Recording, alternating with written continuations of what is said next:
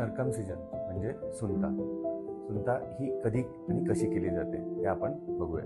Circumcision म्हणजे नेमकं पेनिसवरची जी फोरस्क्रीन असते त्याला रिमूव्हल करणं, त्याला सर्कमसिजन म्हणतात. सर्कमसिजन करण्याचे बरेचसे महत्त्वाचे कारणं असे असतात जे मेडिकल फील्डमध्ये काही मेडिकल कंडिशन्स असतात, जसं फायमोसिस, पॅराफायमोसिस, बेलानायटिस.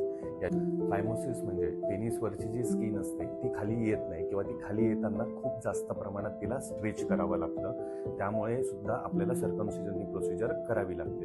दुसरं पॅराफायमोसिस म्हणजे खाली आलेली जी सूज असते, खाली आलेली जी स्किन असते ती स्किन वरती येत नाही, तिथे बऱ्याच प्रमाणात मोठ्या प्रमाणात स्वेलिंग असते, त्यामुळे ती पूर्णतः वरती येऊ शकत नाही. बेलानायटिस म्हणजे ग्लान्स पेनिसचं इन्फेक्शन. ते जे इन्फेक्शन असतं हे मेनली डायबिटिक पेशंटमध्ये आढळण्यात येतं. वारंवार होणारे लघवीचे इन्फेक्शन, बऱ्याच वेळेस पेशंट्समध्ये वारंवार लघवीचे इन्फेक्शन होतात, त्यामुळे आपली जी स्किन असते त्या स्किनमध्ये स्मेग्मा हा सापडतो आणि ते परत होऊ नये म्हणून सर्कमसिजन केलं जातं. दुसरं, बऱ्याचशा वेळेस पेशंट्सला स्वतःची पर्सनल हायजीन मेंटेन करायची असते, म्हणूनही त्यांच्या चॉईसने ते सर्कमसिजन करत असतात. आणि सगळ्यात शेवटचं म्हणजे रिलिजियस.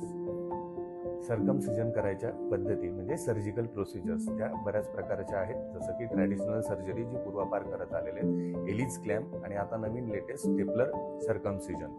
तुम्हालाही या पद्धतीचे किंवा ह्या सिम्पटम्स मधले काहीही लक्षणं जाणवत असतील तर आमच्याशी संपर्क साधा.